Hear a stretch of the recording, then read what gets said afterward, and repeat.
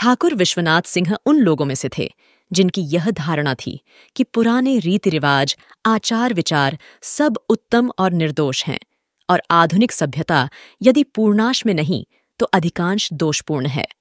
जिन बातों के वह बहुत ही भक्त थे उनमें कदाचित मूछ ही प्रमुख थी। पुरुषों के लिए मूछ को वह उतना ही आवश्यक समझते थे जितना कि बैल के लिए सींग। उनकी अपनी मूछें घनी, लंबी तथा नौकीली थीं। मूछों का लालन पालन भी बड़ी तत्परता के साथ किया करते थे। मूछों में तेल लगाना, कंघा करना उनका नित्य कर्म था। जब फुर्सत के समय अकेले बैठते थे तो मूछों पर हाथ फेरा करते थे और उन्हें मोड़ा करते थे। उनकी मूछ भक्ति देखकर गांव के वे लोग जिनसे उनका हंसी दिल्लगी का रिश्ता था उन्हें छेड़ा करते थे। कोई उनकी मूछ को बुलबुल का अड्डा कहता था, कोई कुत्तों की पूंछ से तुलना करता था, परंतु इन बातों का ठाकुर विश्वनाथ सिंह पर कोई प्रभाव न पड़ता था। उनका ख्याल था कि लोग ईर्ष्यावश ऐसा कहते हैं। विश्वनाथ सिंह जमींदार थे। जिस गांव में वह रहते थे उसी गांव के 4 आने के वह जमींदार, शेष 12 आने में अन्य कई जमींदार थे। संध्या का समय था। विश्वनाथ सिंह के पास उनके कुछ मित्र तथा अन्य लोग बैठे हुए थे। ठाकुर साहब बात कर रहे थे और साथ ही मूंछों पर हाथ फेरने तथा मरोड़ने का कार्य भी करते जा रहे थे। सहसा उनका एक समवयस्क बोल उठा, यह मूछे काहे धर धर मरोड़ रहे हो? अब बूढ़े होने को आए, अब मूछे मरोड़ने का समय नहीं रहा। हाँ, बूढ़े होने आए तो क्या हुआ? हैं तो मर्द ही, औरत तो नहीं हो गए। ठाकुर ने अकड़ कर कहा, तो क्या जिनके मूछे होती हैं वे ही मर्द होते हैं? एक ने प्रश्न किया। और नहीं तो बिना मूछ का भी कोई मर्द है। सुनो कवि क्या कहता है। कहता है, बिना कुचन की कामिनी, बिना मूछ का जवान, ये तीनों फीके लगए, बिना सुपारी पान। समझे भोंदूमल? हाँ, तो यह जवान के लिए कहा गया है। आप अब जवान कहाँ रहे? अरे जवान से नहीं, यहां मर्द से मतलब है, बुढ़े और जवान से मतलब नहीं है। जरा कविताई समझा करो। मूछ से बढ़ के मर्द को और कोई शोभा नहीं है। पुराने जमाने में मूछ का बाल गिरवी रखा जाता था। हमारे बाबा पर एक दफा बड़ी मुसीबत पड़ी। एक महाजन से रुपया मांगा तो उसने कहा, कोई चीज गिरवी धर दीजिए। उस बखत हमारे बाबा की ऐसी हालत थी कि घर में ऐसी कोई चीज नहीं थी जिसे गिरवी धरते। जेवर के नाम हमारी दादी के पास चांदी का छल्ला भी मौजूद नहीं था। जब महाजन को यह बात मालूम हुई तो वह बाबा से बोला, अच्छा, अपनी मूछ का बाल गिरौ धर दीजिए। यह सुनकर बाबा आग हो गए और उसे खरी खोटी सुनाकर चले आए। सो पहले मूछ की ऐसी कदर थी। अब आजकल कहो तो पूरी मूछ मुड़ा के धर दें, और वो भी 2-4 रुपये में। और अब मूछें हैं कहाँ? हमारी लड़काई में मूछें होती थीं, एक से एक आला तस्वीर की तरह देखा करो। जब से मूछें मुड़ाई जाने लगी तब से देश जनाना हो गया, मर्दानगी जाती रही। उनकी ये बातें सुनकर कुछ लोग हंसते थे, कुछ प्रभावित होते थे। उनका एक पुत्र 3rd ईयर में पढ़ता था। शहर में कॉलेज के बोर्डिंग हाउस में रहता था। उसकी उम्र 20 वर्ष के लगभग थी। उसकी उगती हुई मूछों को देख देखकर ठाकुर साहब को बड़ी प्रसन्नता होती थी। वह उस दिन का स्वप्न देखा करते थे जबकि उनके पुत्र जगन्नाथ सिंह को मूछें भी उन्हीं की जैसी होंगी। जगन्नाथ सिंह छुट्टियों में घर आया करता था। एक बार जब वह घर आया तो ठाकुर विश्वनाथ सिंह को यह देखकर फिट पा गया कि जगन्नाथ के ओठों पर उस तरह फिरा हुआ है। पहले तो उन्हें अपने नेत्रों पर विश्वास नहीं हुआ, परंतु ध्यानपूर्वक देखने पर जब उन्हें निश्चय हो गया कि मूछें मुड़ाई गई हैं तो वह आपे के बाहर हो गए। वह बोले, क्यों रे जगन्नाथ, मूछें मुड़ा डाली क्या? जगन्नाथ बोला, मुड़ाई नहीं है, अपने हाथ से मोड़ी हैं। इतना सुनते ही ठाकुर साहब का हार्ट फेल होने लगा। अपना चित्त संभालने का प्रयत्न करते हुए उन्होंने कहा, मेरे जीते जी, अरे नालायक, मुझे जिंदा ही मारे डाल रहा है। तू इतना भी नहीं जानता कि जब तक माँ बाप जिंदा बैठे रहते हैं तब तक मूछें नहीं मुड़ाई जाती? यही तुम्हारी पढ़ाई लिखाई है?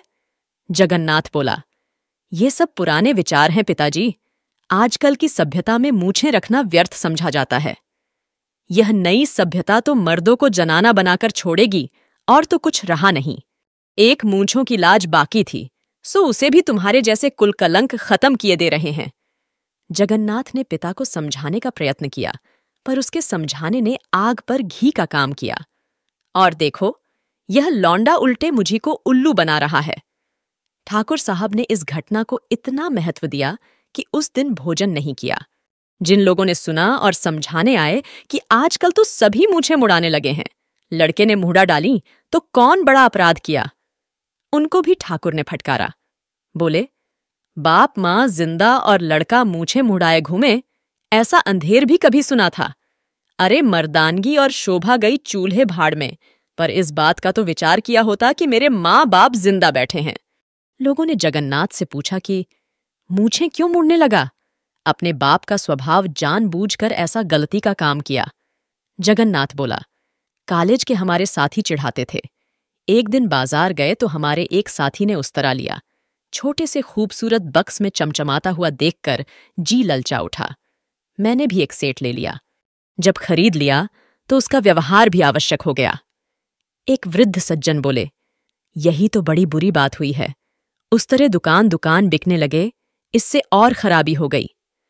उस्तरे तो पहले भी बिकते थे, आकाश से थोड़े ही बरसते थे। एक व्यक्ति बोला, गधे हो, पहले ऐसे उस्तरे थोड़े ही बिकते थे कि अपने हाथ से बना लो। अब तो विलायत वालों ने ऐसे उस्तरे चला दिए कि एक बच्चा भी अपने आप बना ले। यही सारी खराबी की जड़ हो गई।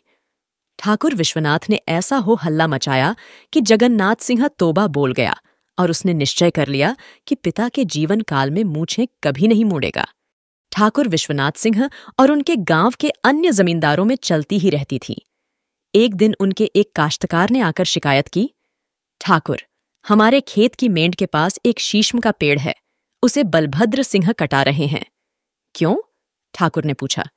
जबरदस्ती और क्यों? जगह जमीन आपकी है, वह कटाने वाले कौन हैं?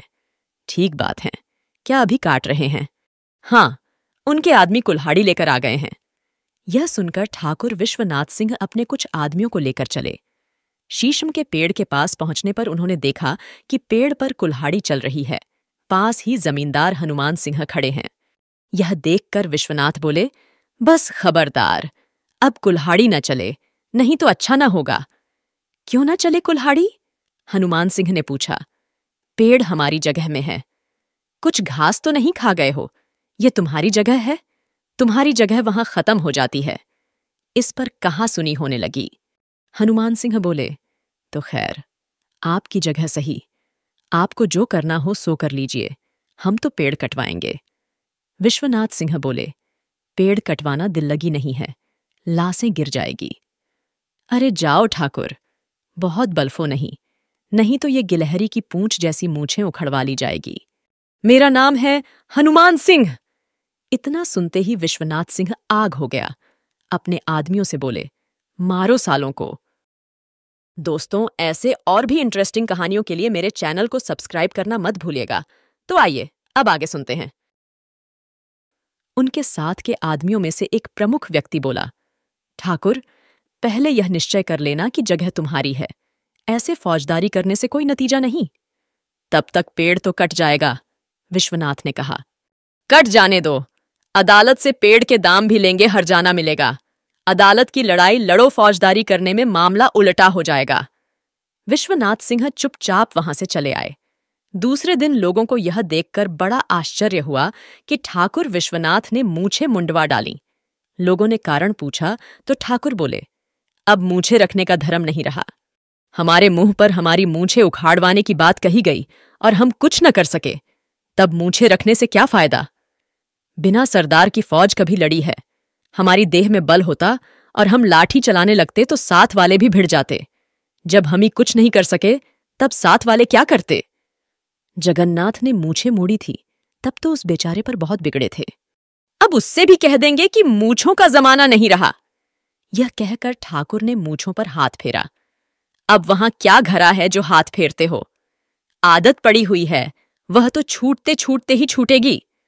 यह कहते हुए ठाकुर की आंखों में आंसू छलछला आए। दोस्तों, विश्वंभर नाथ शर्मा कौशिक की यह कहानी यहीं समाप्त होती है। अगर आप अपने पसंद की कहानी सुनना चाहते हैं तो कमेंट में कहानी का नाम लिखना मत भूलिएगा। और हाँ, फेमस कहानीकार की फेमस कहानियों के लिए मेरे चैनल को सब्सक्राइब और लाइक जरूर कर लीजिए। धन्यवाद।